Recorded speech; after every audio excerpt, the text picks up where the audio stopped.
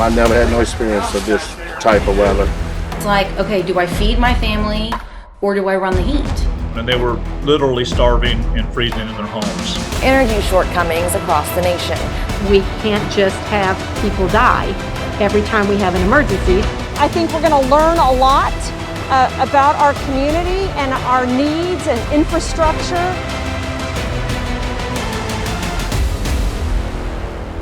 Many cite the lack of preventative action by lawmakers as a reason behind the 2021 grid collapse. Jason Isaac served as state representative in the 2010s, and in the years since leaving office, Isaac has worked to inform Americans of energy shortcomings across the nation. Alec Nolan sat down with Isaac one-on-one to hear his thoughts on what needs to change moving forward.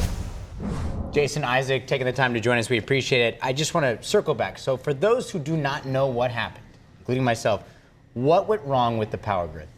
Well, demand exceeded generation, and that's really the short answer of what happened almost 5 years ago when millions of people throughout Texas in the middle of the night lost electricity, and some would continue to not have electricity for days on end. But really, our state at the time was too dependent on variable sources of electric generation. It was about a third of our grid, 33% of our installed capacity was weather-dependent generation from wind, solar, and it really stopped providing any electricity. As you can imagine, solar in the middle of the night is not going to provide electricity, but our demand, because of freezing temperatures, exceeded what was available for supply.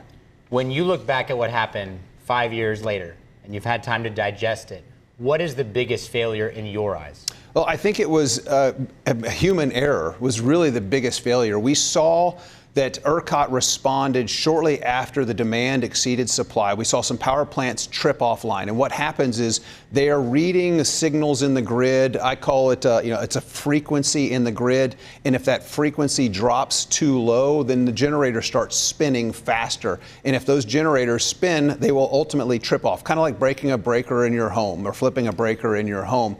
Well, ERCOT responded by doing rolling outages. They were late to the game. They should have done rolling outages to force demand lower, but they were late to the game and they rolled the Permian Basin.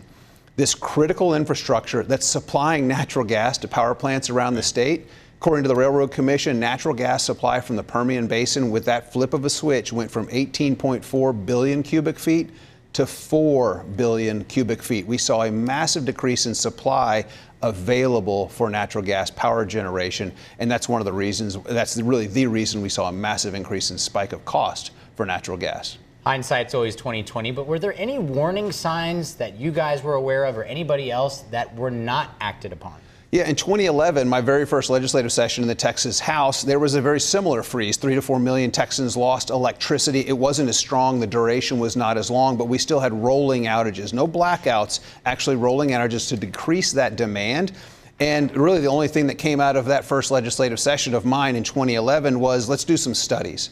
And the studies were done, the recommendations were proposed, but nothing really legislatively was put in place.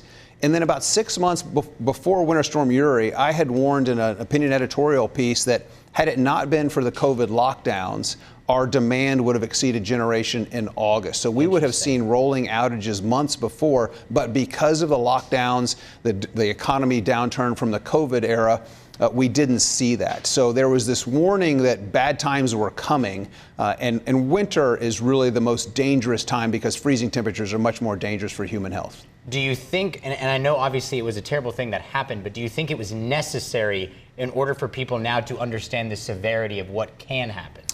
I wish it wasn't, but unfortunately, yes, because politicians and myself being one of them were typically, a former one being reactive to things. And so Texas has done some incredible work on our economy, but we've seen an incredible growth in demand for electricity.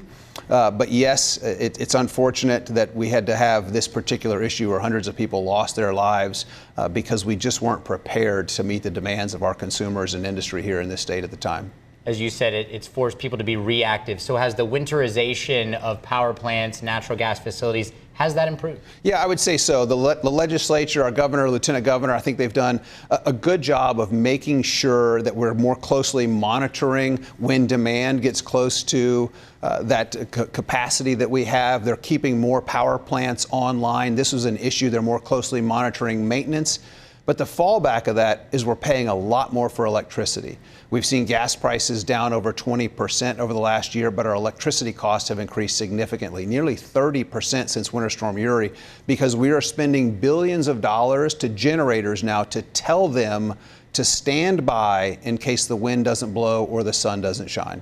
God forbid, let's say a storm like Uri hit Texas tomorrow. Could we expect a similar outcome with outages? Yes, unfortunately, yes, we could, because we haven't done enough to ensure that we have more reliable generation. In fact, you look just over the last year, we've lost thermal generation. We've added a lot of firm capacity in the form of batteries. We've spent about $10 billion. I say we, the market has spent about $10 billion on batteries. That is not reliable, firm generation. Yeah. It would last for 2 hours. That's it? That's it. Wow. So tens of billions of dollars for 2 hours. Yes, this entire, what we've done to our grid over the last 20 years in Texas has been a misallocation of resources. We've spent over $130 billion on electric generation equipment. Had we spent 10% of that on reliable thermal generation from natural gas, from coal, or from nuclear, Winter Storm Uri would have lasted about 4 hours. We still would have had some rolling outages. It would have more closely mirrored 2011. Instead, we didn't have that. We had outages for days because our market is designed to put money in the wrong spots that are less efficient and wasteful. So what do we do? Well, we have to, Senator Sparks had a great bill last legislative session. It was Senate Bill 715. It puts in a reliability standard, which is something that Governor Abbott has called for in 2021 on July 6th. He had an executive order that essentially said that those that cause the cost on the grid need to pay for that volatility they put on, namely wind and solar. And he specifically calls out wind and solar in that directive to the Public Utility Commission. The Public Utility Commission still has not done that. They're proposing some rules for new generation that'll go into effect in 2027. That's still too late, but they need to follow Governor Abbott's leadership and make sure that those that put the cost on the grid are paying for it, not ratepayers. You look at transmission costs. Right now, about 30% of our utility bills are the cost to bring unreliable generation out in the middle of nowhere to where the consumers are, rather than us building generation close to where the consumers are, the ratepayers. So we're paying for that. We're subsidizing wind and solar and batteries to bring that generation to us when we could just be building generation at less cost closer to where we are and not be having these issues and not be paying as much as we are. But that bill would have said, Senator Sparks' bill would have just said, if you're going to connect to the grid, you need to put reliable electricity on the grid. We need to be able to know when to plan for it and how to account for it. Obviously, this is a Texas-based issue, but do you think the Trump administration has done enough or will do enough to try and help with this? Absolutely. Secretary Chris Wright, Secretary of Energy, has done an incredible job. He has some executive authorities to keep coal-fired power plants online.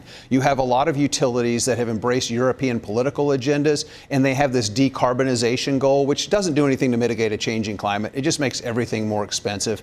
And Secretary Wright has ordered these coal-fired power plants to stay online in states like Indiana and Michigan, and that is saving really those ratepayers during freezing times. Their costs are staying low, but more importantly, the lights are staying on, the heat is staying on, and so that has been an incredible aspect.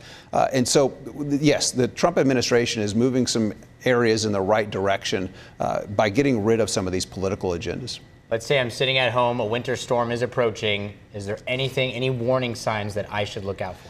Well, obviously the simple things like make sure you keep a faucet dripping so your pipes don't freeze, because that's catastrophic. I would suggest if you have a fireplace, keep some wood on hand so that you can do that, because what we saw during Winter Storm Uri is there were people that were dying from carbon monoxide poisoning. That's actually a dangerous gas in certain concentrations. They were burning furniture in their homes. They were sitting in their cars in their garage. That's not what you need to do. But if you have an opportunity to get a backup generator, it's unfortunate that you should have that. We should be able to rely and depend on our grid. And if our market favored reliable electricity, none of this would be a concern at all. We'd be having more affordable electricity, and it would be much more reliable. Jason Isaac, we appreciate the time. Thank you. It's great to be on. Thanks for having me. I'm Atiana San Miguel. Thank you for watching our story. If you would like to see more like it, be sure to hit that subscribe button. Also, be sure to watch us weekday mornings at 7 and 11 a.m. on KCWX. See you on the next one.